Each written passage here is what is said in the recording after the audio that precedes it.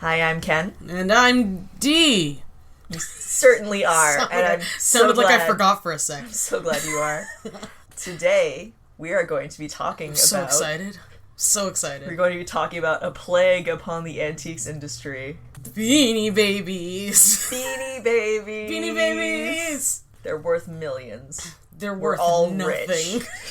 Yeah, I bought one Beanie Baby years ago, and a man just drove up to my house the next day, and he was like, "You're a millionaire." It was pretty great. Good thing you bought Magic the Dragon.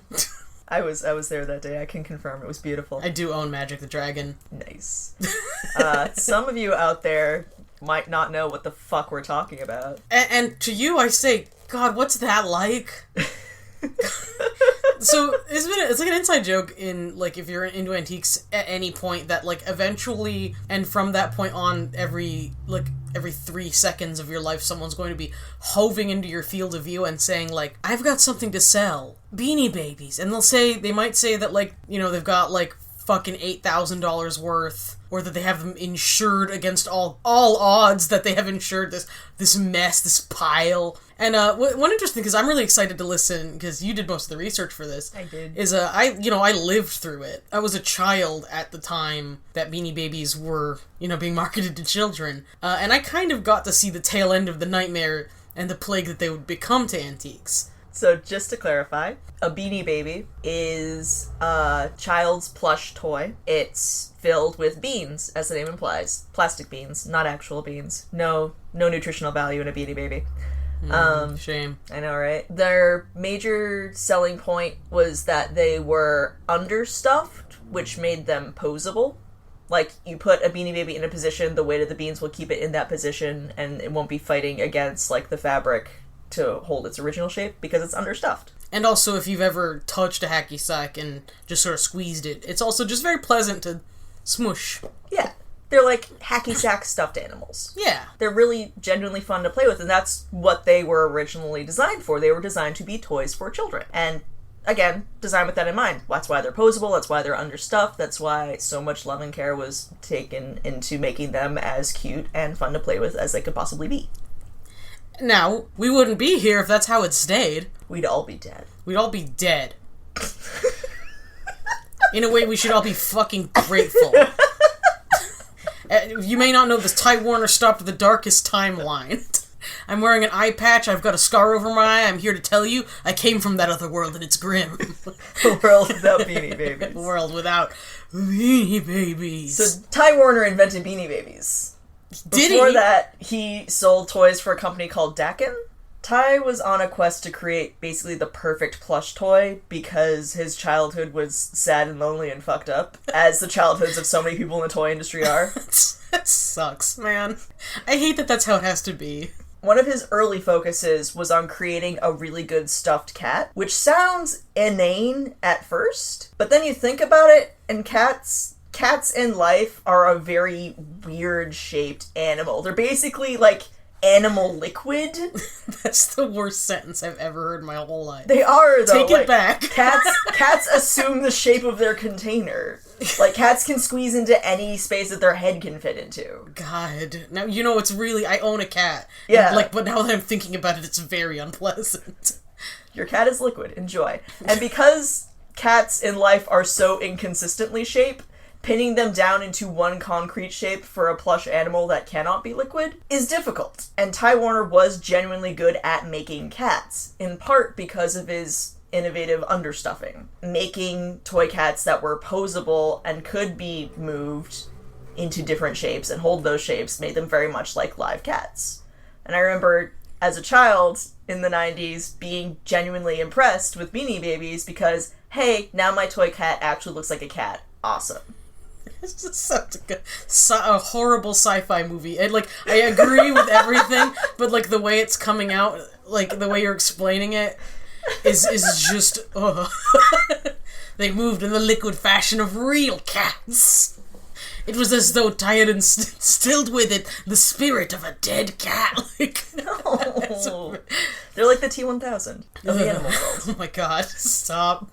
Everyone's gonna put their cat in a shelter. So, Ty split from Dakin, stopped selling bears, started selling cats. He was a perfectionist about the cats. he would, like, spend hours grooming their fur on the show floor. And, like, when he was selling cats to toy stores, he would, like, send them, like, grooming tips to make sure the cat's fur was perfect on the shelf. Now, did people make fun of him for this? Was he mocked? Like, when he was showing up at the trade shows, just obsessively grooming a toy cat, and everyone was just like, oh, this is weirdo. I feel like at a toy fair, you encounter people who are obsessive about toys in a lot of different ways. And people certainly seem to find him, like, weird and obnoxious, but I don't think he was, like, overtly mocked. Like, I don't think jocks were stuffing him into lockers at the trade shows. That's kind of a shame, but alright. In 1989... Oh, by the way, he named his company Ty. His name is Ty. He named his company Ty. Yeah, I had assumed up until this project began that TY stood for something. No. When I found out that was just his first name... I was infuriated. It's not even, like, a nickname for Tyler. That's his entire... No, it's like his whole name is Ty. His whole name is Ty. That sucks. And, again, I hate it. His whole name is T.Y. Like, I'm so mad knowing that it's just, like, Ty, that's me. Like, oh my god. Ty Incorporated's catalog had this on the back cover. Warning, if anyone dare copy our creative designs or patents without written permission, ownership of your eternal soul passes to us, and we have the rights to negotiate the sale of said soul. What the fuck? Furthermore, our attorneys will see to it that life on Earth, as you know it, is not worth living. What the fuck? The only thing Ty loves more than toys is suing people. This will become a theme. Like the soul, huh? Like, yeah. You went there. Yeah, no. What the fuck? As Ty was understuffing stuffed cats with, like, long plush fur, in the early 90s, like 92, 93, 94, he had the idea for Beanie Babies. Because he wanted to take understuffing to the next level. He wanted to create a toy that was, again, understuffed to be posable and have personality. He wanted it to be cheap. He wanted a $5 price point specifically, because that was within the means of middle-class kids' allowances for the most part. I think he was being generous with allowances, because I don't remember having an allowance that would have allowed for that, but, like... I didn't get an allowance that I didn't pay, like, earn by gardening. Yeah, like... like, who the fuck actually had an allowance? Yeah, if you had an allowance, then, like, tell me how dope it was. Yeah, if you had an allowance growing up, DM antiques_freaks on Twitter and tell us what the fuck is your life. What? Preface it with, like, neener. Like... But yeah, he wanted the toys to be purchasable by kids, and he wanted them to be small and portable. So, like, a kid could buy this toy, throw it in their backpack, bring it to school with them, show all the other kids, and do his marketing for him. That's genius. That is genuinely pretty fucking smart. Now, see, what I was thinking with the low price point was that he was trying to corner that, like, in the store, like, Mommy, I want this. Oh, sure, whatever, it's just $5. Also, yeah, impulse buys, very good. Impulse buy, like... Alright. Okay, so it was both. Alright. It was both. He also wanted to distribute them only through small stores, mom and pop gift shops, like local toy stores. He didn't want to go to any, like, department stores or big box toy stores, because he knew he was already selling them cheap, and he figured, like, just a big pile of beanbag toys with, like, a $5 sign at the top would look cheap. He wanted them to be... amazing. Yeah. He wanted these toys to be affordable without being low class. That's such a struggle. I feel like that's the way I'm trying to present myself. I want to be affordable without being low class. Without being low class, yeah. So how did he marry this? By selling only to small stores. Oh, right, yeah. Because, like, if you don't have, like, a warehouse full of store space to fill, you're not piling stuff up in huge piles. You're setting items out individually on shelves, which makes them look kind of boutique. The illusion of exclusivity. Exactly. Another thing Ty was super into was perfectionism, which meant that he was constantly tweaking toy designs. So when Beanie Babies were first coming out in the early 90s, 94, 95... he would do, like, a run of 100 or 1,000, decide he didn't quite like the way the toy looked, change it, and then make a new run. No one would have noticed this if they hadn't later become a craze. I was gonna say, I do know enough to know that this single-handedly created the hell that we have come to know. Yes. Like that's gonna be an important point. It's the earliest Beanie Babies, because of this, have the most variations to them. The most famous one is Peanut the Elephant. He was... remember that little fucker? Yeah, he was originally made in a royal blue color, like a very dark blue. And Ty, like, looked at that after, like, the initial run. He was like, that's too dark. That's not, like, a fun color. That's not, like, a bright, charming color. It's kind of, like, a dark, dull color. So I want it to be baby blue. So we changed the color of the elephant. And, like, here's the thing. The baby blue elephant does look way better than the royal blue elephant. I was gonna say, I agree. Yeah, like, he was right. Like, the royal blue was the wrong color. It was a weird, dark color, and it clashed really hard with, like, the light pink inner ear of the elephant. It just wasn't a good look. So, like, changing it to light blue was the correct decision. And if we lived in a meritocracy, the light blue elephant would be worth more. Yeah, it's, like, it's crazy. It's crazy. You're gonna hear the name Peanut the Elephant Royal Blue over and over again over the course of this episode because such a limited run of such a very early design became very rare and desirable. And I just want you to know that the experience of hearing the phrase Peanut the Elephant and Royal Blue over and over again, like, I'm glad that this is happening because you'll get to live my experience. Because I've heard that accursed name so many times. Come with us on our nightmare ride. The nightmare ride. Another early variation that became very desirable was Old Face Teddy versus New Face Teddy. That's a horrifying phrase. Right? What a scary thing to say. So the Old Face, the original beanbag bears he made had a very classic teddy bear face, like a kind of original Winnie the Pooh face. It's very long, narrow maw, more like a dog or an actual bear. The New Face teddies, they've been kind of smooshed and flattened and anthropomorphized. Anthropomorphized? Both work, but... Sure. You just cut the one you don't like. Fuck the $10 words. He made it look more like a human. Oh, God. He did, though. Because, like, he took the long animal face, squished it flat, took the eyes from the sides of the head, put them close together in the front, and put the nose and mouth directly underneath it. Now, I'm curious if he was obviously he probably wasn't the first, but was he, like, among the, like, vanguard of making the bears look less like animals? Yes. Because I know up until then, I am familiar that, like, Stife was the god of stuffed animals, and they exacting detail to make sure everything looked like the animal, which was not always very popular. It's interesting because the bears were really the only ones he did this to. As he went on with toy designs, more and more animals, to differentiate them from each other, he made them more and more animalistic. Huh. Like, the seahorse very much looks like a seahorse. The crab very much looks like a crab. The bat very much looks like a bat. The bear looks like a dude. It just looks like a guy. The old face. The new face Teddy looks like a guy. Old face Teddy looks like a bear. Old face Teddy versus new face Teddy will come up more than once. Strap in. Through 1995, he was making toys, perfecting toys, making toys, perfecting toys. They were starting to catch on as toys because, again, they were well-designed, they were cute, they were cheap, they were fun to play with. Like, I remember as a child being genuinely excited to have cats that looked like cats and cats that felt and moved like cats. Like, to have a cute yet realistic cat toy to play with was a novelty because until then, all of the cats I had were very stiff and weird. They had the wrong face. They had the wrong face, like, just didn't feel like the animal. See, I was a weird kid. What appealed to me was the breadth of animals available. Like, when he started like, there was a spider, and, like, you know, being the little creep that I was, that appealed to me. And then he just kept going with that, where there were bats and lobsters and all sorts of things that you didn't normally find. And I had a lot of fun with that. The crabs and the spiders came later.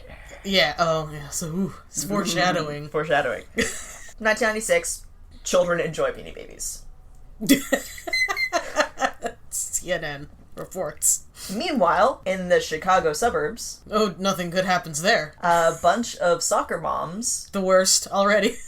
...start to compete amongst themselves to see who can collect all of the Beanie Babies for their child. I need to take a minute to imagine how bored these people must have been. I think it was less... What a dull life. It was less boredom and more an easy way to relate to your preteen.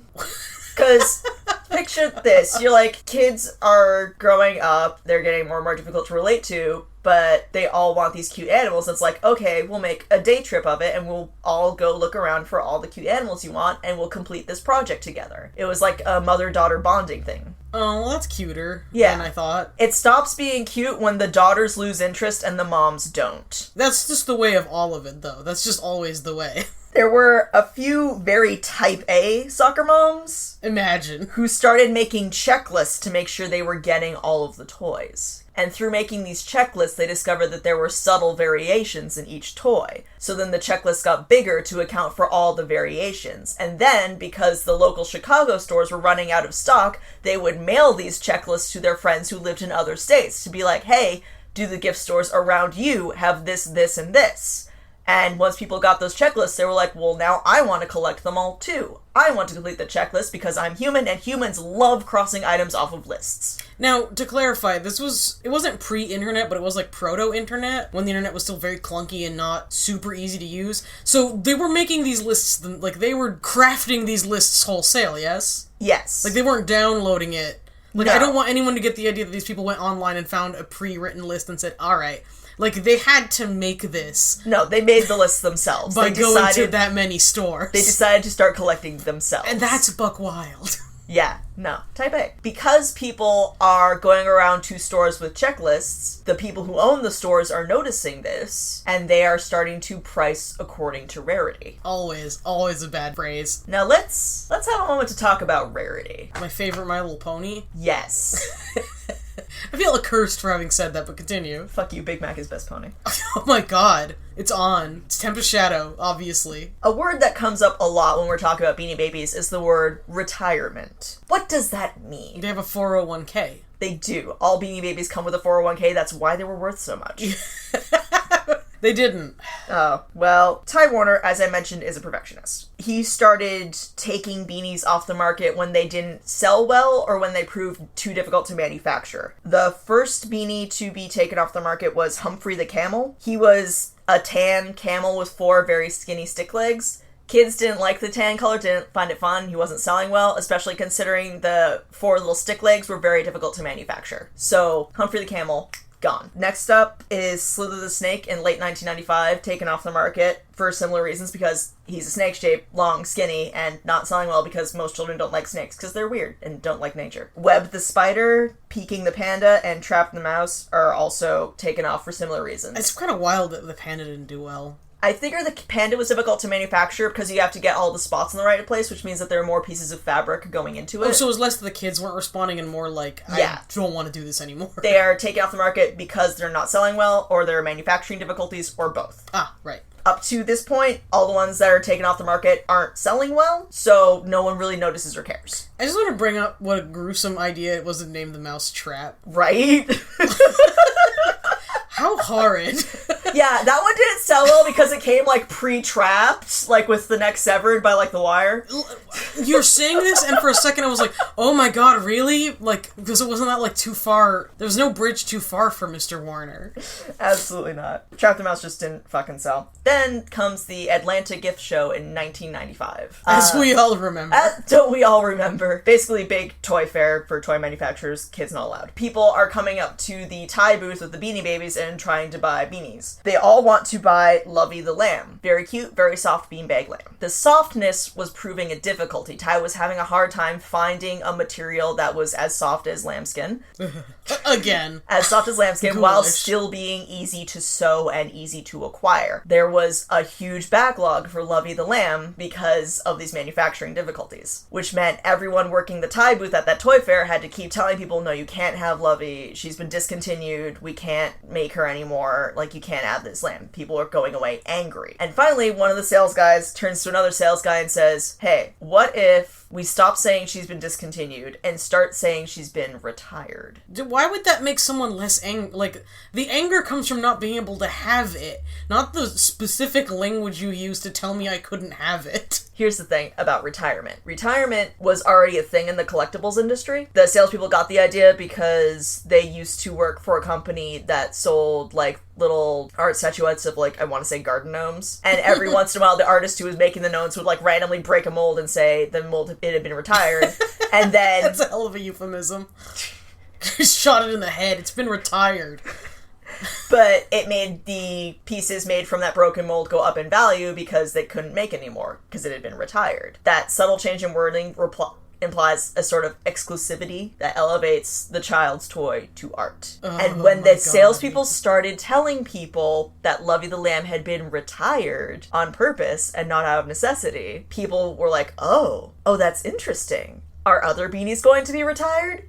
And the sales guys were smart enough to be like, maybe, who knows? Which started something of a speculative shopping spree. I'm feeling dread, like, just the way, the dread. Is this how every employee at, like, Thai company felt all the time? No, they felt amazing because they were getting Christmas bonuses equal to their annual salary. Holy shit. I need to go back in time and work for Thai company. Yeah, basically. See, that makes sense, but to a certain extent, I'm still like, I guess now I'm just disappointed in human beings that changing the way you said you can't have it makes them more or less angry. Like they came up with a way to say no you can't in a way that made them go because it's art. And that's I think that's like something really deep thing about humans is that we're all fucking terror. It's pretty great. The other thing that was different about this was because people wanted Lovey the Lamb. Like, Lovey the Lamb was soft and cute, not like Humphrey or the Spider or yeah, exactly. I had one. Anyway. Sell it. I'm not... Okay, here's... Spoiler alert, they're not worth anything now. Shh, the spoilers! Spoilers. But because Lovey was selling well, people cared that they couldn't get her anymore. Which meant that this was the first retirement that people were actually talking about. Oh, so nobody talking when they discontinued the Spider, they weren't like, no! Yeah. My favorite! No one was like, bring back the snake! Bring back the snake! No one gave a shit about the snake. They gave a shit about the lamb. It's the same reason PETA does all of its shit with, like, fuzzy, cute animals and not, like, spiders. Retirement becomes kind of the Beanie Babies thing. All of Ty's perfectionist weirdness, it goes into overdrive. He fills a 370,000-foot warehouse with retired Beanie Babies. What the shit? That's $100 million worth of profit he's not selling just because he said he wouldn't. Well, at least he keeps good on his promises. He was aware enough to keep that up. Like, he understood that if he wasn't honest about the exclusivity in stores, that the value would immediately drop. And he needed to keep going because this is a billion dollar company in an industry that typically only makes millions. Which is a crazy statement, but I guess America. Lovey the Lamb retired in 1995. Soccer moms start collecting with checklists in 1996. By March of 1996, newspapers are starting to notice. Newspapers start reporting on people paying as much as $25 for retired beanies because they want to fill out their checklists. Which means you can spend $5 on a beanbag toy and make $20 after selling it for $25. Not bad, which isn't bad odds. That's, yeah. Things are reasonable still. If you can sell something for 5 times what you paid for it, that's a pretty good investment. So people start talking about their ability to flip Beanie Babies. Oh, it's less good now. And everyone wants in on the Beanie Baby flip game. Of course they do. Late 1996, soccer moms are turning their checklists into magazines about buying, selling, collecting, and trading Beanie Babies. Yeah, no, this is my favorite part of any, like, crazy fad, is when this starts happening. It's like the zines at the height of, like, Star Trek fandom, where they, like, they were sending back actual printed copies of, like, fan fictions, and it's just like that, where they're, like, photocopying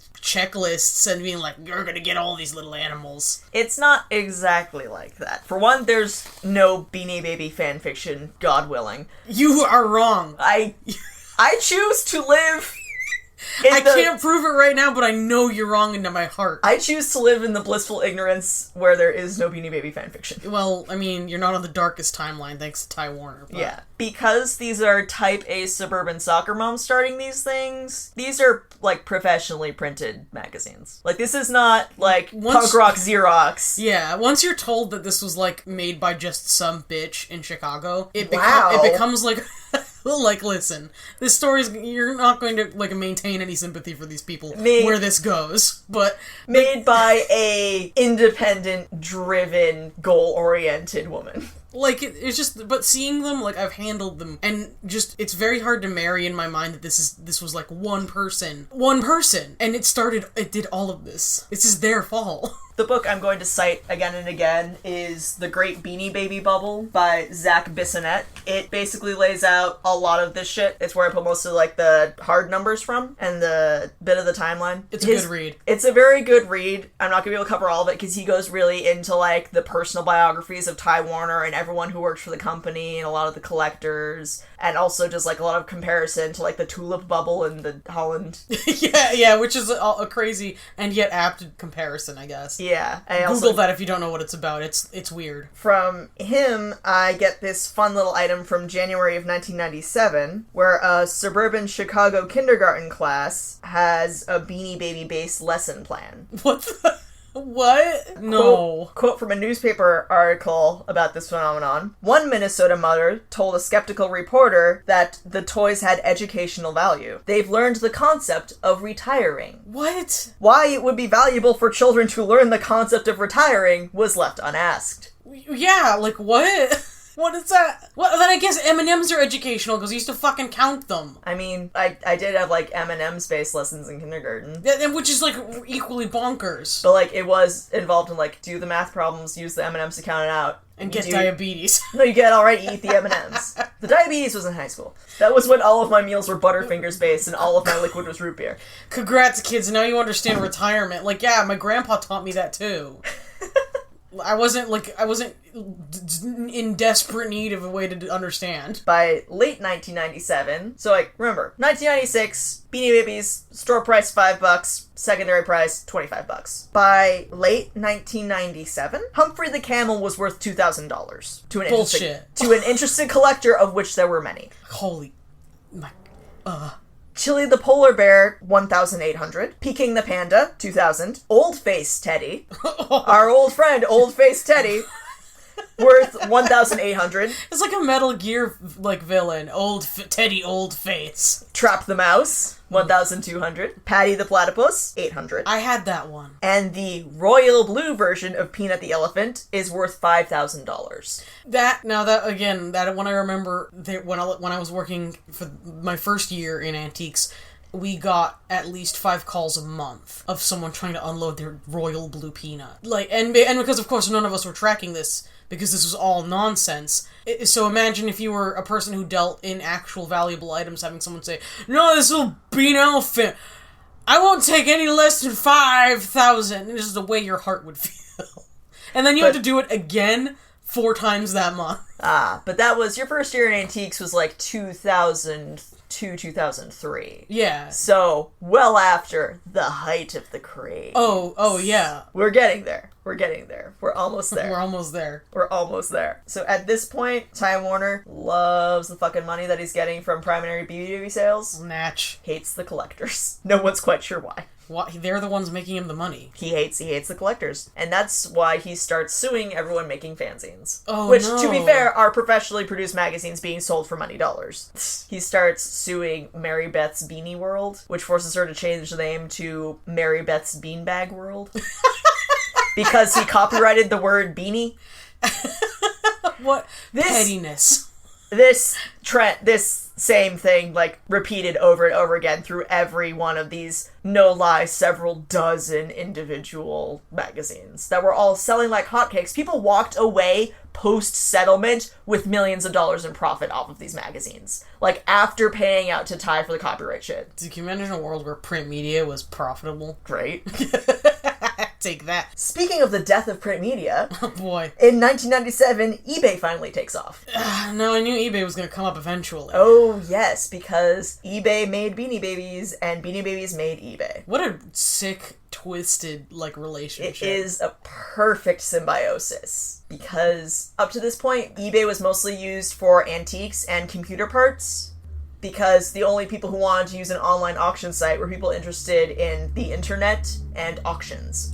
And eBay used to be more traditionally auction-oriented in a big way back then. Because I remember it was very exciting meeting anyone who was on the cusp of technology who was doing their antiques on eBay. Because it was like, oh, it's like an auction, but online. And, like, even now I will still tune in for some of the live auctions. Like, that hasn't gone away. Because Beanie Babies are so initially cheap and accessible, everyone can go online and flip them to the highest bidder. Which means more and more people start using eBay because they have access to things that they can sell. And more people now have access to Beanie Babies because the internet kind of equalizes all of that. You don't have to drive to 18 different gift shops now. You can just go online and bid on it. It's kind of crazy. So together, eBay and Beanie Babies are spiraling upward. In May of 1997, $500,000 worth of Beanie Babies were sold on eBay. The average price was $30 a piece, but that's still a pretty big chunk. I mean, I need you to look at a Beanie Baby and, like, chances are you've got one in your home, and then say, yes, yes, $30 for that. Like, don't let that slip by you as not crazy. That's crazy.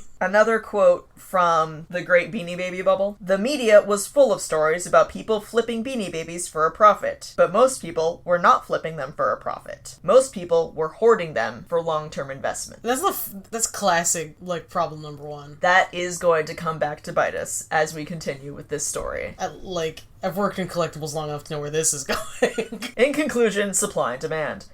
Also, retail sales for Beanie Babies at this point are $200 million a month. Good lord. Again, quoting the great Beanie Baby bubble, one of the judges who did a lot of Thai copyright infringement cases, because Chicago area judge, Thai is a Chicago-based company, like, that's the court they were done in. Judge Richard Posner said, "Those were really fun cases. I was sad they went away." What? I feel like if you spend all day in really boring copyright law, getting a case about something as ludicrous as copyright infringement of a beanbag plush is pretty fun. I mean, I guess it's very fun forcing them all to change their name from, Marie Funkin's Beanie World to Marie Funkin's Beanbag World. Like, there's a level of pettiness that's very...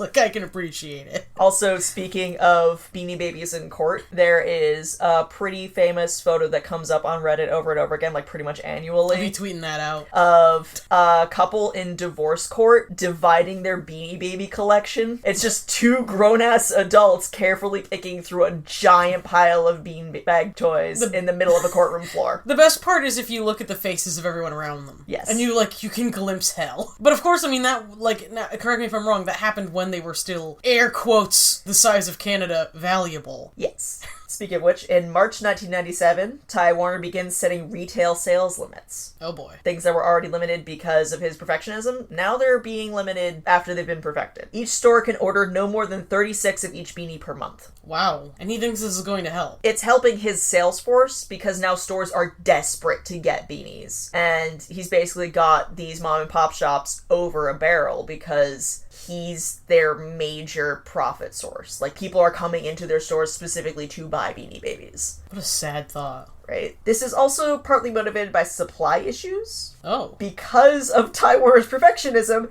it's very difficult to produce enough beanies that meet his standards quickly. So he can't physically make beanies fast enough to meet customer demand. Wow. And good company. It's also partly because he knew as soon as supply caught up with demand would stop happening. Well, yeah, that's kind of how that... It's like, it is a little... So he's, dragging his feet on purpose, going I don't know. And just quietly counting money in his head. Beanie Babies were hand-sewn in factories, is the thing. That's a horrifying... Everything comes out of your mouth is scarier than the last sentence. Supposedly, this meant that he ensured the workers had very good conditions in the factories. Specifically, they had very good lighting, so they could see well enough to hand-stitch. Which makes this refreshingly different from many other factory stories you'll hear. Yeah. But, it's not like he did it out of the kindness of his heart. He did it because he would accept nothing less than perfection. Fringe benefits. Yeah. The Great Beanie Baby bubble also cites a suburban Chicago contractor named John Tumpek, who wouldn't really be memorable at all, except that in 1997 he was making $15,000 a year flipping Beanie Babies. What the fuck?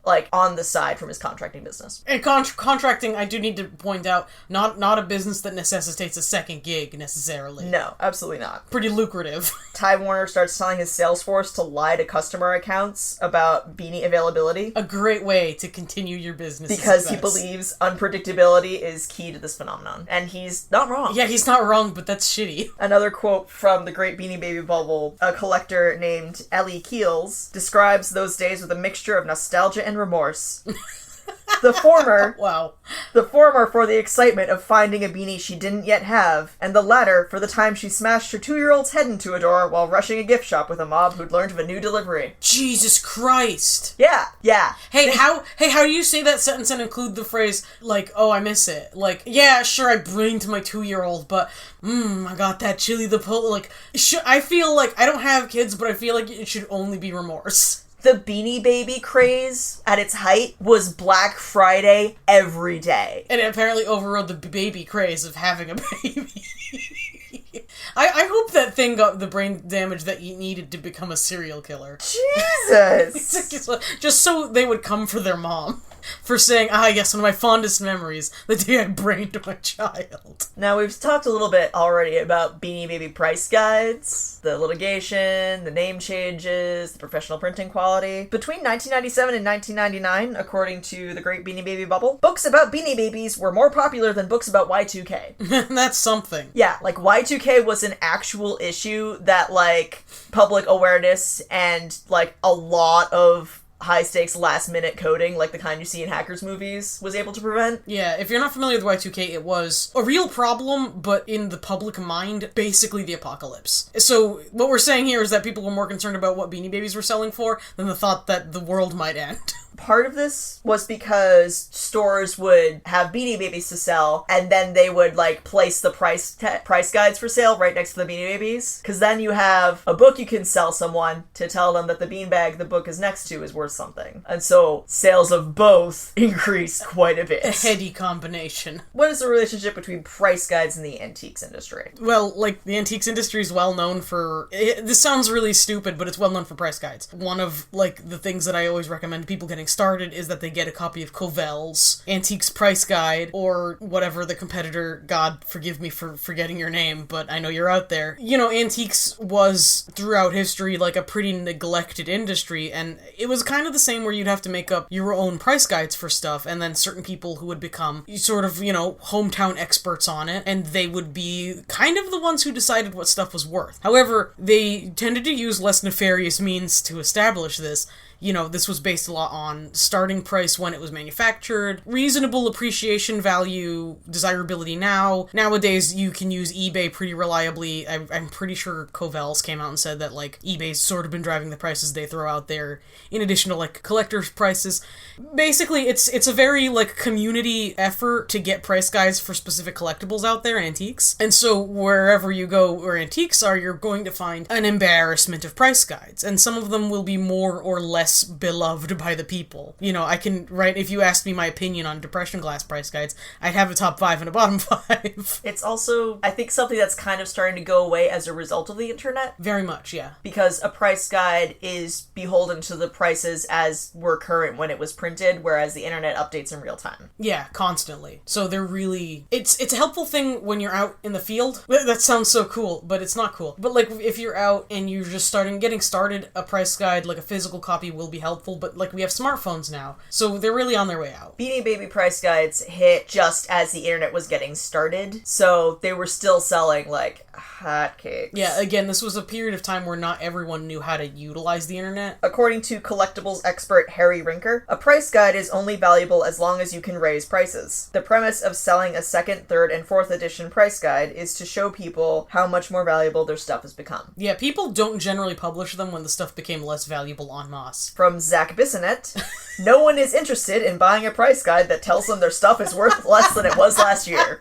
And I mean, that is why you don't see price guides for Hummels anymore. Hummels took a horrible nosedive, and it never really recovered, and nobody's going to say, yep, they're still worthless. Please give me $10 for this information. It's funny you bring up Hummels, because the Hummel price guides solved that problem by raising the value estimates by 10% every year. It worked fabulously until the economy collapsed sometime in the late 2000s. One particular price guide was the Beanie Baby Handbook by Les and Sue Fox. Brief quotation from that, if I may. I need to start this out by pointing out that, like, their last name indicates they're lying to me. As we all know, the fox is a sly creature. Crafty.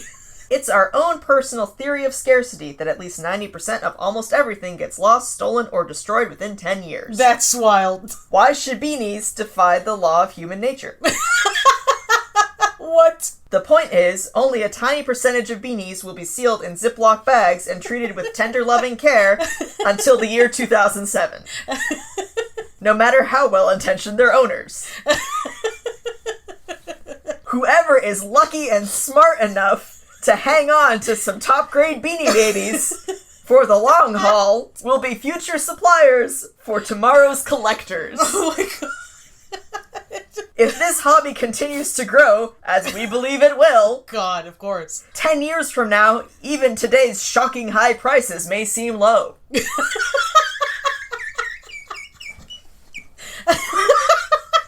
Jesus. I need to know what kind of mescaline they were dropping. After all, People were shocked when Picasso's paintings surpassed the $1 million mark.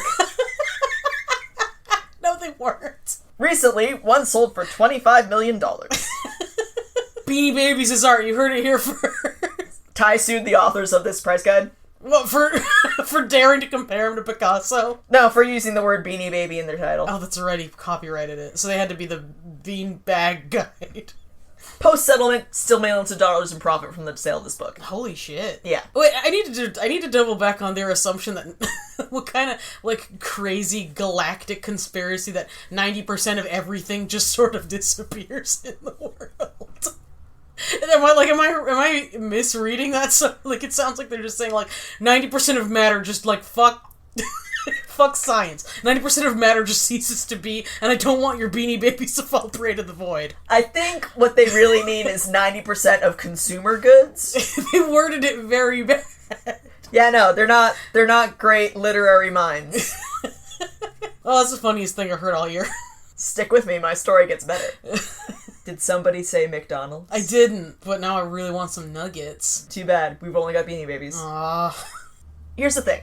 Other companies noticed that Ty was making more money than God, and everyone was approaching him with licensing deals. Everyone wanted to use Beanie Babies to market their thing, to kind of latch on to the popularity. Ty turned down every single licensing deal. Companies like Disney and whatnot were coming to him with like $1 billion offers. He turned them all down, except for McDonald's. Can we thank him for that briefly? Because in my head, I was just realizing that there may have been almost a Beanie Baby movie, and Ty Warner's insatiable greed saved me from that. Not his insatiable greed, but the sort of reputation he wanted for his perfectionist product. Oh, his insatiable ego. Yes. My mistake. Ty went with McDonald's $100 million offer. Because when I think classy representation of my brand, I think fucking greasy cheeseburger. No. Stick with me here.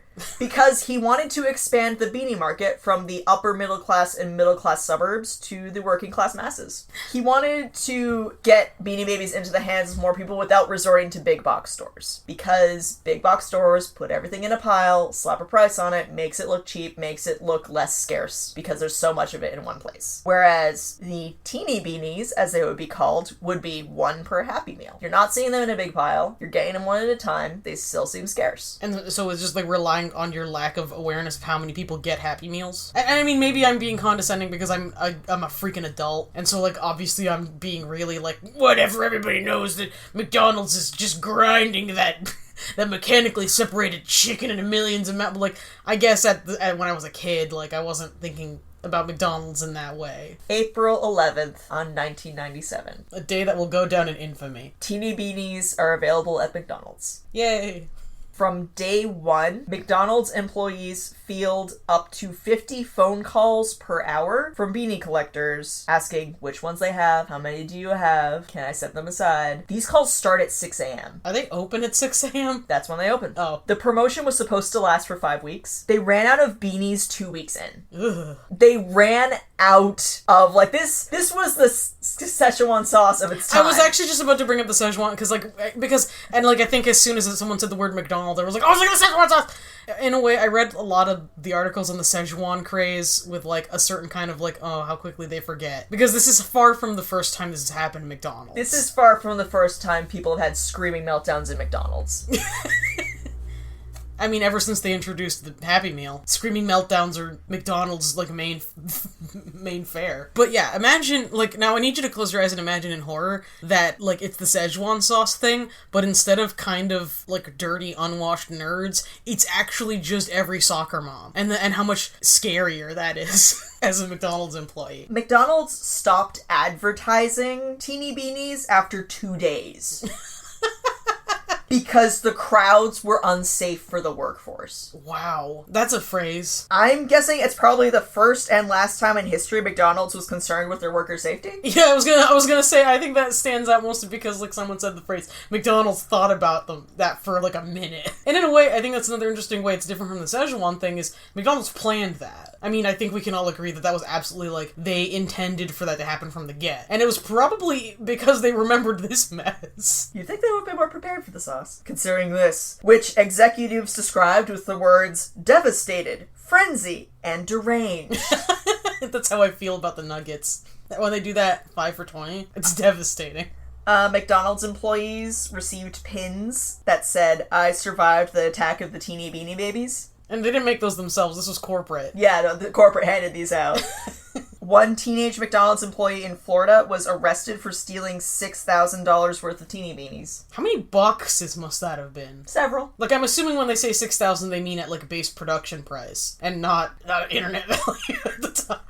Another quick quote from the Great Beanie Baby Bubble. Oxford Bank of Chicago bought 1,000 teeny beanies on the secondary market to bait people into opening savings accounts. That's dumb. The pitch was simple. Open an account with at least $1,000 in it and you got a teeny beanie. If I found out that my bank had spent literally any of the money they borrow from me on fucking Beanie Babies, I would cut my relationship with that bank so fast. A penalty was added if you withdrew the money in less than a year. What? To quote the VP of Retail Banking and Marketing, "We didn't want people opening the account just to get the teeny Beanie Baby and then closing it." Like, it was like a teeny beanie closed CD, like. Yeah, basically. But only with no interest. The promotion worked. What? No, sorry. Let me rephrase. The bank's promotion. The bank's promotion, I'm not sure how that shook out. The promotion for McDonald's and Beanie Babies, that worked like a charm. Yeah, it sounds like. Because Beanie Babies were now a nationwide phenomenon. Now, is that a good thing? It depends on who you ask, I guess. It's arguable. Now you've got stories of people rushing McDonald's for Beanie Babies. You've now got stories of people flipping Beanie Babies for $1 bajillion. All these are hitting the newspapers. Everyone's reading about it, and everyone's like, hey, this sounds like the next big thing. Which brings us to 1998. Gong. The height of the Beanie Baby craze. Are you feeling the Beanie Fever? I'm feeling the Beanie Fever. I just opened up a bank account.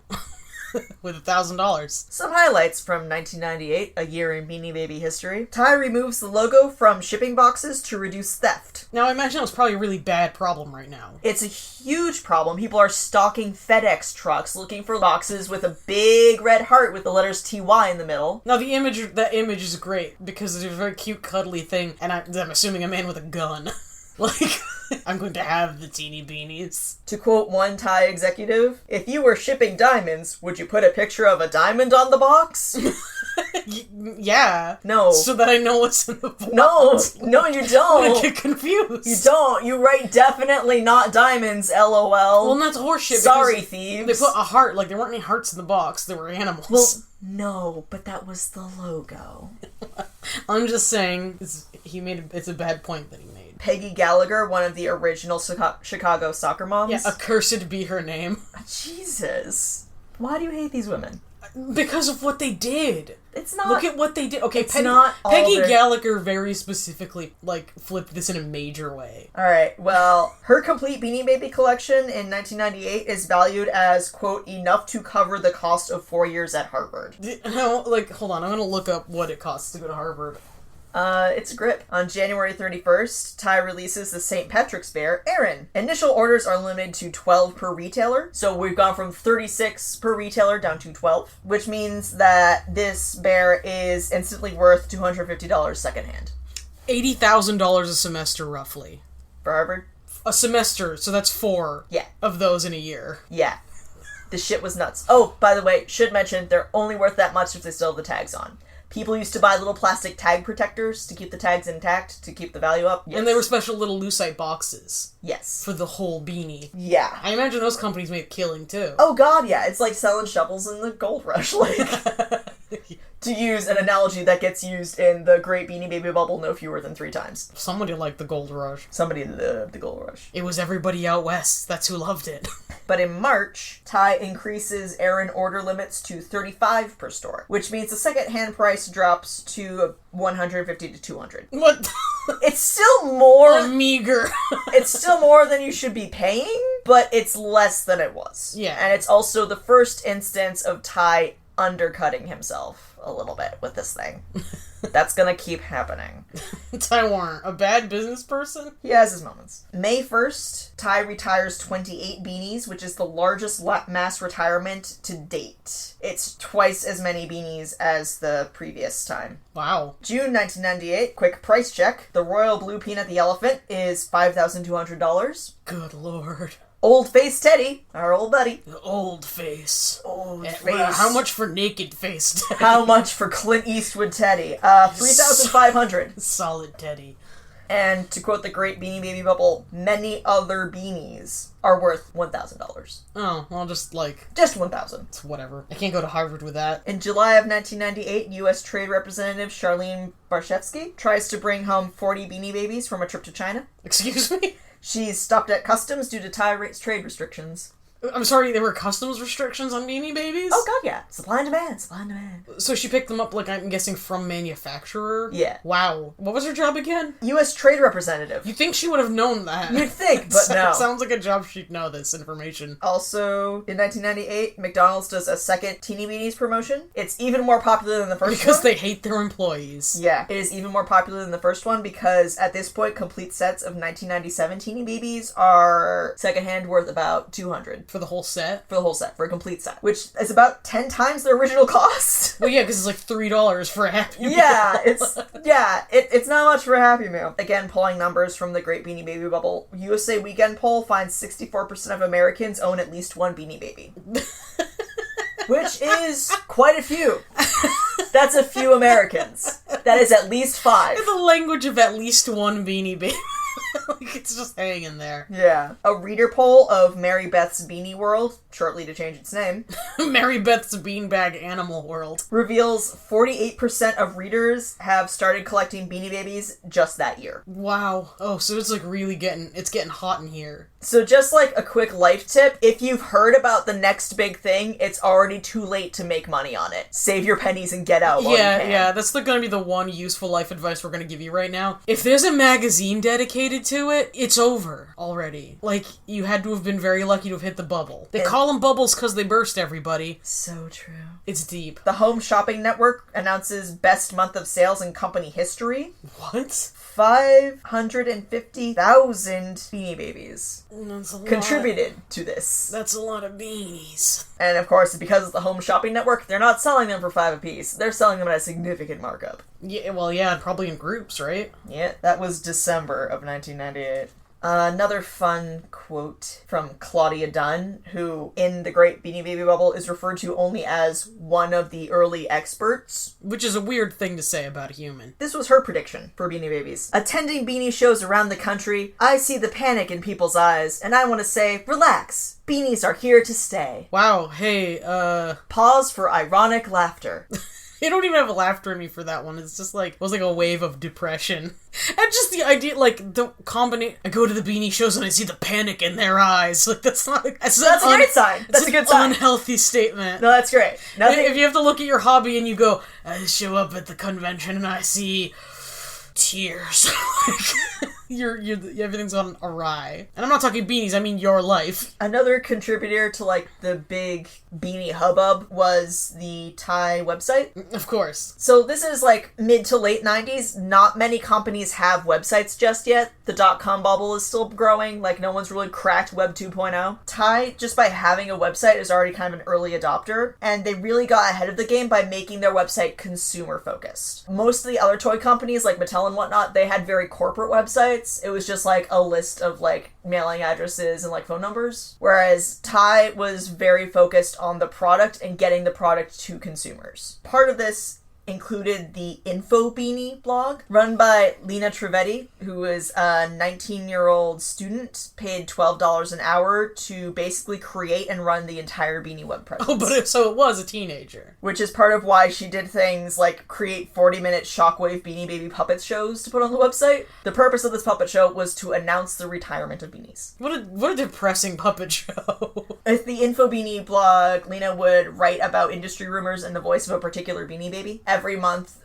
visitors to the site would vote on which Beanie Baby they wanted to be the month's Info Beanie, and then she would write about the goings-on at the company headquarters in the voice of a Beanie. It sounds inane, but... Oh boy, does it ever sound inane! Through this, she was dropping hints about what beanies were going to be introduced and what beanies were going to be retired. Are you saying there was a fucking secret codex in the Beanie puppet show? Yes, I am. If she said something like, Haven't seen Stripes around. He didn't come to my Beanie birthday party. That meant Stripes the tiger would soon be retired, and you'd better stock up now. What in the whole fuck? If the Beanie mentioned activity in the nursery, that meant more new Beanie Babies were about to be introduced, so get ready. That's ominous. Another thing websites at this time had a lot was a guest book. It comes from, like, hotels and whatnot. Used to have, like, an literal actual book at, like, the front desk that you would, like, sign into it and be like, basically, I was here. It was cool, like, I guess. Like weddings, right? Yeah. Also, like, weddings. And, yeah. Weddings. Graduation parties sometimes. Like to go with the yearbook thing. So just to know who was popping in the website? I'm not sure why websites had these. I guess they were, like, very early, like, comment fields. Yeah, seems like. The guest book for Tie.com very quickly turned into the Beanie Baby back pages. So I like if I wanted to get real dirty with Legs the Flamingo. Yeah, you would find someone to buy, sell, or trade with through the guest book on the Tie.com website. Alright, this is purely just, I need to ask you directly. Yes. Do you think anybody hooked up over the Teeny Beanie back pages? I can only hope so. Okay, alright. God, I hope I need to know so. that at least 2 people got it together. We can only hope that at least one love connection was made through Please. the Tie.com guest book. If you're out there, I want to know about your love story. I need to believe. Get at us at antiques_freaks at twitter.com. Yeah, please. Tell me the sordid tale of your beanie affair. Now it is time to party like it's 1999. Oh, Prince. Rip. Rip in pieces, Prince. Rip in peace, Prince. So, 1999, interesting year for Beanie Babies. I bet it's popping off. In January, prices for newly retired beanies failed to rise on the secondary market. Oh. People noticed this in real time because eBay. Part of the problem is that there are 200 beanies existing, so the collection is difficult to complete now, and only 40 of them are not in retirement. Oh. So a lot of people are just looking at the numbers and just giving up. It's not helped when, in January, 24 new Beanie Babies are released. To quote page 182 of The Great Beanie Baby Bubble, it was a mistake.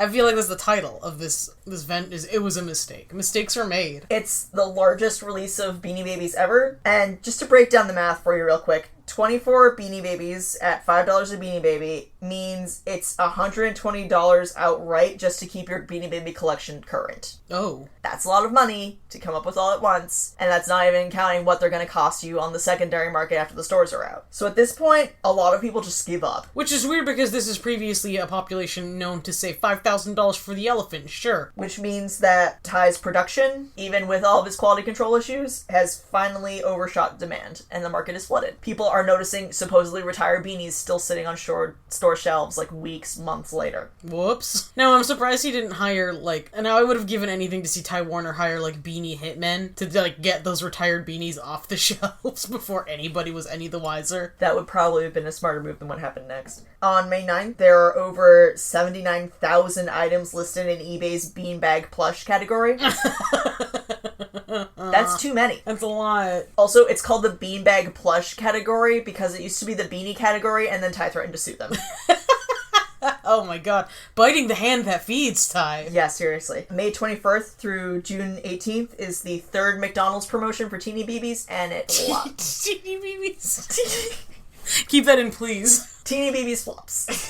Third McDonald's promotion flops. You can't even give these away as toys and Happy Meals. No one wants them. Well, I wanted them. I mean, yeah, being a child at the time, I did very much want them because they were cute and fun to play with. Except, here's the thing, not a lot of kids felt that way. Yeah, I suppose after watching your mom have a complete conniption over it would really ruin the fun factor of these toys. Also, guess what else is gaining popularity in late 1998? Oh, I know this. It was Pokemon. Pokemon! Because I fell for it hard. Another series of toys and items you can collect, because you gotta get all 150, but better yet, this collection you can actually play an organized game with. Yeah, it's fun, for once. It's fun to collect the cards and trade the cards, it's fun to collect the toys to go with the cards, and it's fun to play the video game that goes with the cards, that goes with the toys, that goes with the TV show. Hey, stop turning this into like a capitalist thing. I love Pokemon, you can't take it away from me. You and Griffin McElroy. Fight you on Pokemon. Kids only want Pokemon, actual children don't want Beanie Babies. Which means not only is the secondary market out, but the primary market is out. Now, wouldn't a liaison, like, if Ty could have merged somehow, done a deal with Pokemon, wouldn't that have solved all his problems? It would have, but does he seem like the kind of guy to do that? No, he seems like the kind of guy to, like bend over and, like, slap his butt while making farting noises in the face of problems. Actually, he seems like the kind of guy who spends this year buying hotels. Oh, wait, that's actually a smart business maneuver. Yeah. Oh, so he was watching things collapse from his ears and said, time to invest in real estate. Except, while he's buying hotels, he's also pushing massive minimum Beanie Baby orders on small mom-and-pop toy shops. Oh, he's a dick. These same stores that can't move the Beanie Babies they already have. Oh, well, there goes my begrudging respect for him. He's also creating a new product he's very excited about called Beanie Kids. Oh, no! More on them later. He finally found out what's inside children. And most nefariously, he is plotting the mass retirement of all Beanie Babies on December 31st, 1999, in honor of the new millennium. The Beanie Baby death squads have arrived. The first millennium will end, and so will Beanie Babies. You hold up a Beanie Baby to the sun, and Ty Warner shoots it out of your hand with a pistol. He says, put that shit down, it's the millennium. It's time for my beanie children.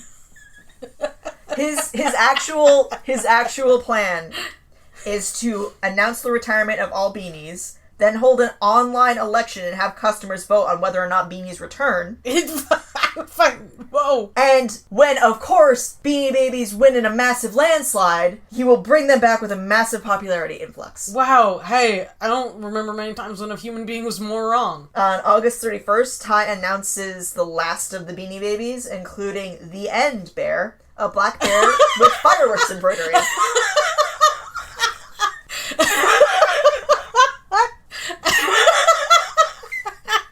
The End! That's literally a villain in Metal Gear. That's it! Okay, I think this might just be the plot of a scrap Metal Gear game.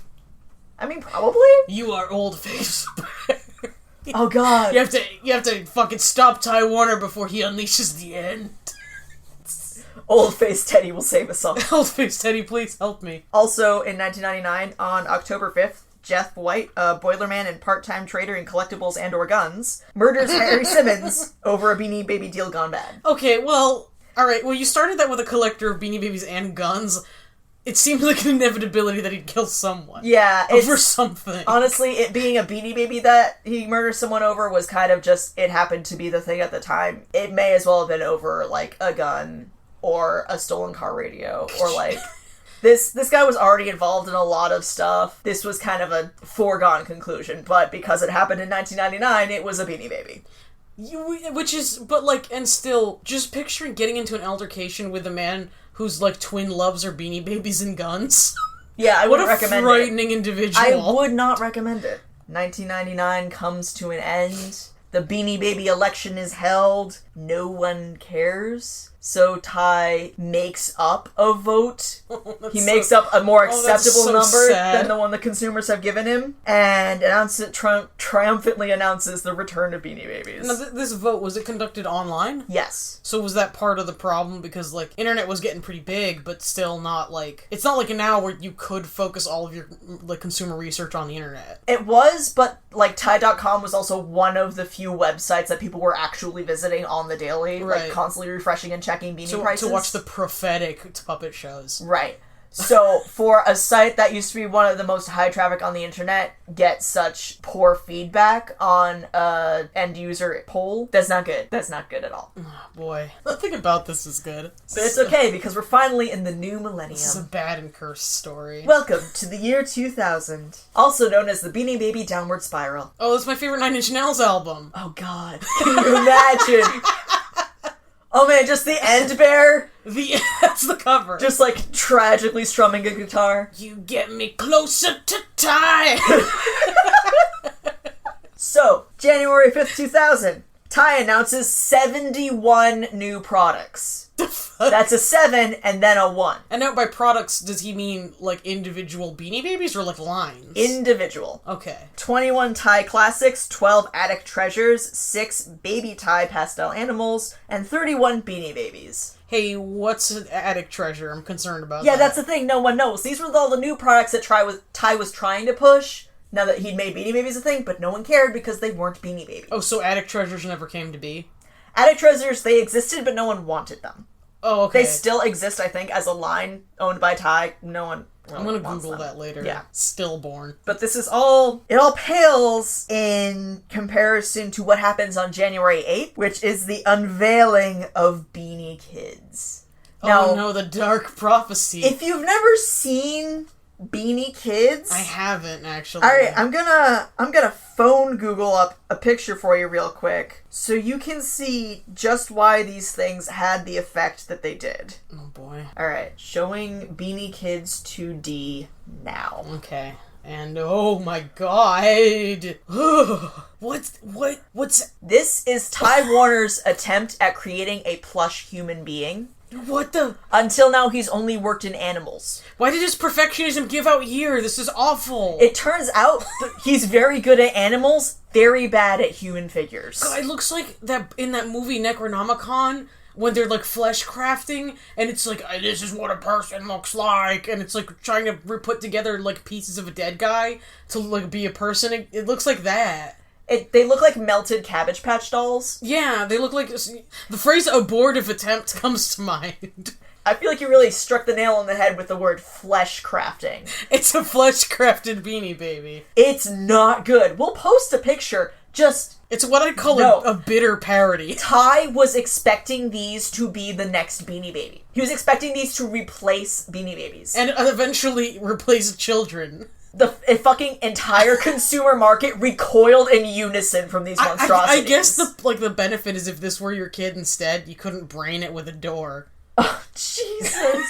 I'm not gonna let that go. Yeah, no, so no one fucking wants these. Go figure. On March 1st, 2000, 20 new Beanie Babies are released. No one gives a shit. Well, yeah, because Ty has already scared Which them is away. a shame because, like, Ty's years of perfectionism are paying off, and these are, like, these are probably the best made of the Beanie line. Like, they've got best material, like, the best designs. They look super cute. They're super cuddly. No one wants them because they're not collectible anymore. Part of the problem is that discount chains can now afford to buy beanies on the secondary market and still sell them at a profit. Whoops. So beanies have finally cracked into the big box stores. Beanies at Job Lot. Although there is something... The box stores were grabbing this from secondary markets, which is, like, a little weird. Yeah. Because that means they were getting it off of people who had just stocked up and wanted to, like, but these were just people, like, it wasn't a company. It was just, like, John down the street. That's weird. Job Lots pretty much functions by just buying up things that companies are going to throw away. Yeah, it's just weird because it's usually a company. Like, they go to Titleist and they buy their seconds and stuff. Like, they don't usually just meet a guy in a van and give me the beanies. Well, no, but they could buy a lot of beanies off of eBay. Yeah. give me the Beanie Kids. By November, Beanie Babies are starting to appear at dollar stores. Oh, no. Yeah, it's not looking good. Rare beanie values are plummeting. A citation from the Great Beanie Baby Bubble. You remember our friend Old Face Teddy? Yeah, he saved us. He was worth $3,500 in 1999. As he deserves. In 2000, he is valued at $1,800. Ooh, ouch. So that's a little more than half the price, but realistically, no one's buying it. Yeah, I can't imagine people are even, like, going out for that lowered price. Yeah, no, absolutely not. One fun item. In March of 2000, Robert Sager of DeWitt, Iowa, sets fire to his wife Ramona's Beanie Baby collection, and by extension, their house. I was about to say, like, God bless him, but, like... Yeah, no, it turns out he wasn't good at being a firebug. Yeah, apparently he wasn't very good at much. Being a husband either, I imagine. 150 Beanie Babies are burned. Oh no. The insurance claims $100,000 in damage to the house. And $1,100 in Beanie Baby damage. Oh no! I mean, to be fair, they're probably one of the few people who got any kind of payout for their beanies. I mean, they had to contest with the insurance company again to pay out. I'm not sure they also had did. to lose their house. Yeah. To quote court documents, Robert, the firebug, said, "She had Beanie Babies everywhere, and I was sick of them sons of bitches, and I decided I was going to barbecue them. I had a big brush pile that I was going to burn outside, and I had decided I was going to get all of her Beanie Babies and take them out and barbecue the sons of bitches, and went to get the charcoal lighter. It flared up a lot faster than I thought it was going to." They later divorced. Go figure. They are a man who maliciously destroys his wife's property in a fire that goes on to consume their house? I can't imagine this marriage not working out. I mean, at least they're not the couple dividing up Beanie Babies in court. That's like the saddest picture. Because they're all burned. Yeah, which one would I rather be seen in court? At this point, a lot of people are getting rid of their collections either through trying to sell on eBay or, like, donating them to children's hospitals and overseas relief and shit. That's sweet. Finally, the toys are going back to children. Yeah, for kids. If you've heard anything about the Beanie Baby craze, you've probably heard a story of someone's, like, second cousin thrice removed, like, spending their kids' college tuition on Beanie Babies as an investment. Yeah. I'm pretty sure these can all be traced back to Chris Robinson. Poor Chris Robinson. Poor Chris Robinson. He's pretty much the Beanie Baby sob story. He was a soap opera star in his late 70s now, but like back in the 70s and 80s, he played Rick Weber #2 on General Hospital. I'm very curious as to what circumstances necessitate the second Rick Weber, but... First actor quit. Oh, They just recast. It's not like a clone situation. Like, I've seen soap operas and that, like, both are likely. Yeah, no, he was just recast. He also appeared on The Bold and the Beautiful and Another World and, you know, big soap opera star. So he had some cash. His Wikipedia page makes no mention of his Beanie Baby collection, though it does note he was convicted of income tax evasion in 1985. Ooh, slippery. And continued filming General Hospital through a prison work release program. So he's already not super great in the investments, I don't think. Yeah, maybe. No, he's already maybe mismanaging his funds a little bit. Yeah. He started collecting Beanie Babies in 1998 at the height of the craze, which means he started his collection paying premium prices. Oh, boy. He ignored the warning signs of 1999-2000. He bought out Beanie Baby inventories of toy stores that were going out of business. Oh, no. Which is, like, double sad because they were probably going out of business because the beanie market crashed. Yeah, well, yeah, like, I don't know how blind to facts you can be when you're just going, oh, they're crashing. I better snap it up. It must be valuable. Yeah. He invested over $100,000 in Beanie Babies, telling himself they would be his kid's college fund. He probably had a college fund before he spent it. Yeah. We know a lot about this because his son, Chris Robinson Jr., went to film school. And produced a short 8-minute documentary called Bankrupt by Beanies. It's a very compelling watch. I recommend it. It's available on YouTube on the channel Chris Robinson. He first posted it in 2009, and it kind of lingered on the internet, and it went viral for some reason in July of 2013. Yeah. Probably because it's a short, compelling documentary that tells the story of a family literally bankrupted by Beanie Babies. The way it's filmed, each family member is interviewed in front of a backdrop of just, like, mountains and mountains of, like, pristinely preserved Beanie Babies. Yeah, and because they still have them all. Yeah, that was his father's, He hasn't gotten rid of the collection. He's still holding on to it. The kids are going to inherit it, and what they're going to do with it then, who knows, but... I mean, there's probably a collectible market for being Mr. Robinson's Beanie Baby hoard. Which, I gotta say, the best way to get back at your father for, like, draining your college fund, going to film school is a pretty good way. Suck it, Dad. Maybe I would have been an investment banker, but fuck you. I'm just kidding. I went to art school. I'm not shitting on anybody.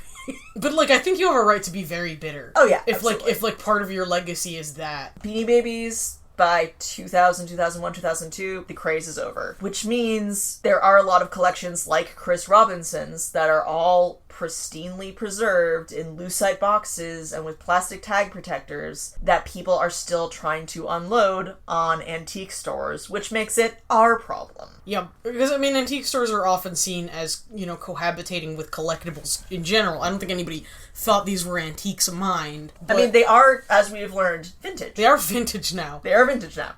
Thank God. I haven't seen hide nor hair of one in a long time.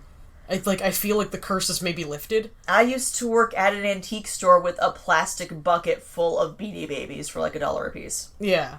I don't work there anymore, partially because of that. I mean, it's unavoidable, especially if you're in a group shop. One thing I've learned in all these years working antiques is that once something has been valuable, good fucking luck telling anybody that that's not the case anymore. Because, like, Beanie Babies are the most insane example of this, because, like, you kind of pick them up and you look at them and you go, okay, alright, this was nuts. But, like, I still have people, like, trying to sell me Hummels for their original, like, 1995 prices when they were on top. Because Hummels actually followed, like, a pretty similar trajectory. Hummels, by the way, are small ceramic figurines of children being old-timey and cute. I hate the things. They're like an upmarket Precious Moments. Yeah. Yeah, they were an older upmarket Precious Moments, and, like, mind, they only crashed because the economy did, but it was a very similar thing where years after, people were coming up to me and saying, well, look at this book. It says it's worth $100.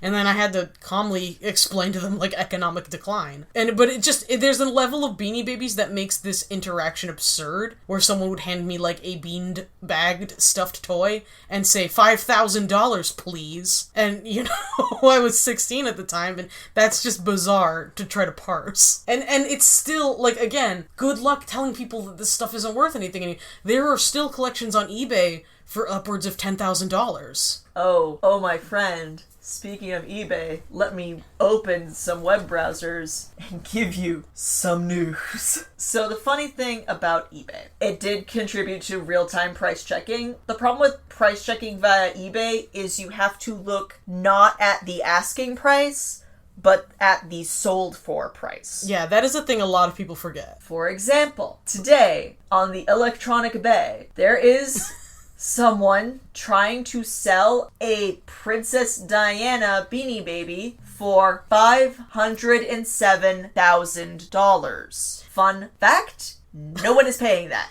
But, like, yeah, of course not. The same seller has multiple other six-figure listings for this particular Beanie Baby. Apparently, they bought all of them at the height of the craze. There's also a lot of talk about what is called a ghost version, which, considering it's the Princess Diana Beanie Baby, which was made after her death. Yeah, I want to talk about the premise of this thing being ghoulish as fuck. Like, the Princess Diana Beanie Baby was a memorial Beanie Baby for Princess Diana after she died in a horrific car accident. Yeah, questionably moral at best. Ty made the doll and then approached her estate with, like, maybe making the proceeds go towards her foundation. But, like, he made the doll first. Yeah, I get he approached them. Points for trying, but it's just one of those things where you look at something in your hands and you go, oh, I fucked up real bad. So, to call a beanbag bear made to commemorate the death of a real-life person a ghost version is fucking weird. It's very weird. Because when I read it the first time, my initial reaction was that someone was trying to sell me the ghost of Princess Diana. Yeah, but he's got, like, multiple ghost versions. Well, he fragmented, she's like the Chicone Jewel now. I feel bad for making that joke just now. I don't know how Ty Warner soldiered on through that to make an entire Beanie Bear about her. This guy's like the master at subsuming his basic human emotions. It's worth noting that this one eBay seller is the only one trying to push this ghost version thing. What near as I can tell reading through, just a quick excerpt of these listings. They are several hundred words in a variety of fonts and colors, all very large, much caps lock. It's all in red, white, and blue. Nowhere in this horrible graphic nightmare is any explanation of why the fuck it's called a ghost version. Hey, can we just talk Near as I can tell, the difference is, like, spacing on the tag text. I don't understand why that makes it a ghost. The byline says, "This princess will change history." This story only gets more ghoulish as I continue into it. Yeah, no. Like I said, only that one seller calls them ghost and bears. And in a way that defines the Beanie Baby phenomena, right? Because there were a lot of people who just straight up bullshitted numbers. Like, so much of this was manufactured, either by imagination or obvious, like, attempt at manufacturing value where there was none. Yeah. TieCollector.com has a whole page on specifically the Princess Bear and, like, the eBay madness that is going on for it now. It's a very in-depth explanation of the ghost bear isn't a real thing. It's not actually worth six figures. You don't have, like, $1 million beanbag bear in your home, I'm sorry. Yeah, and how you would judge that is crazy because there's nothing that separates it from the other bears. I mean, there are... Except for some minor spacing issues, I guess. It's a lot of tag minutia. Your Princess Bear isn't worth anything except as, like, a commemoration of a very sad event. Yeah. I remember receiving a Princess Bear as a toy as a child and being confused because you gave me a sadness toy. How do I play with this? This woman is dead. Yeah, there's no fun to be had with the concept. I just kind of put her on a shelf and left her alone. Which, part of the amazing thing for Beanie Babies about me was that I got so crazy, and I was legitimately a child in the 90s. So yeah. For me, Beanie Babies were just toys. Like, I don't know how my parents managed this, but they shielded me from, like, all of the bullshit. Like, they never gave me toys just to put them on a shelf and look at them. Like, I played with the Beanie Babies. I ripped off the tags and I played with, like, Sly the Fox and Nip the Cat, because they were fun fox and cat toys. Yeah. It's like saying my parents never enforced, like, a sort of collectible culture on me. Yeah, and I am, like, eternally grateful to them for that, because, like, they let me be a kid and play with toys intended for children. It was one of those things where when I became, like, an adult collector, of toys, I still get really confused where they're just like, don't take them out of the box. It's like, they're no fun in the box. Like, fuck you. Your Beanie Babies are worth nothing. They're worthless. Now. I'm sorry. I'm very sorry. You could donate them to some actual children. I'm sure they'd have a great time with them. Check the restriction of the place you're donating to first, because a lot of places have restrictions on plush toys, because boy, howdy do they pick up and carry germs. But and these ones are full of chokeable little beans. I mean, yeah. So, like, not maybe over the age of 5. Yeah, like, seek out places where you can donate these toys to, or just, like, give them away to just a quick call, Yeah, give them away to all your nieces and nephews and kids and grandkids. Like, yeah, I'll guarantee they'll get some fun out of them. Because they are, like I said, genuinely fun toys. I still have one. Yeah. I have Magic the Dragon. He was great. Beanbag animals are great. Will Beanie Babies be worth anything in the future?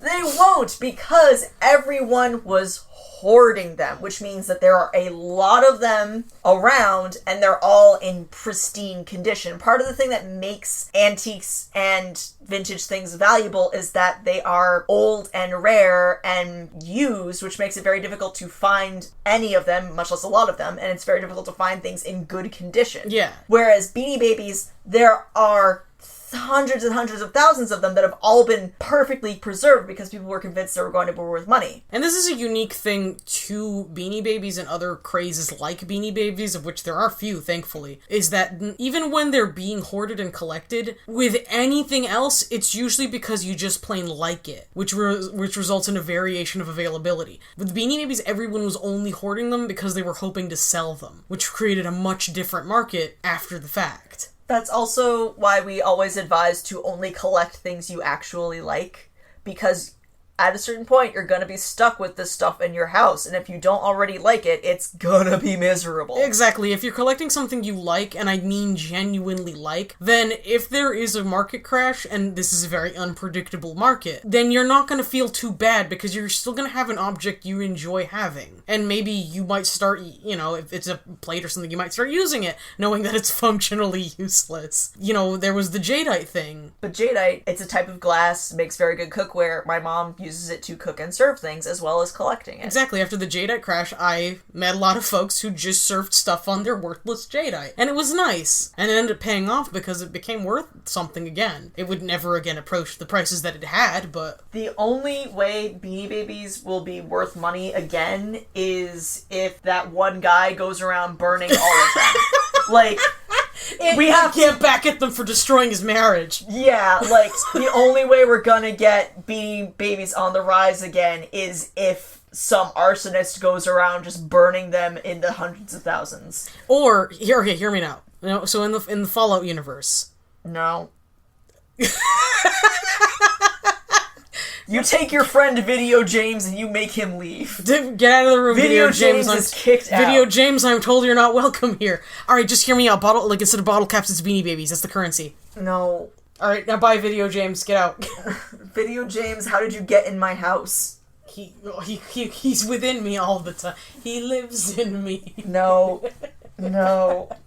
No. No. So, there you go.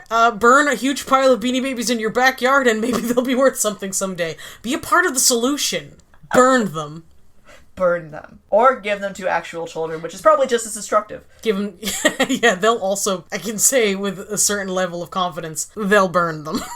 That's the fucking wild and wacky saga of Beanie Babies. And, man, I didn't know, a good 3/4 of that. I have spent the last 3 weeks researching Beanie Babies. I am, for one, very thankful to never have to think about them ever again. Now, I do, on one parting point, because I've been sort of meditating on this fact after I read it, Thai company, I don't know what it's called. Thai. Incorporated. Is still, the second biggest purveyor of stuffed animals in the world? Yeah, no. Even after, the Beanie Baby crash, for lack of a better word, they're still on top. For perspective of how big this was, because I'm consistently worried that I'm underselling what an insane morass this was, they are making millions of dollars, and it is, 1/10 of what they were making at the height of the beanie craze? Right. Think about that. They're making millions of dollars, they are a leader in the industry, and they are currently surviving off of 1/10 of what was happening in 1998. Damn. Meditate on that for a while.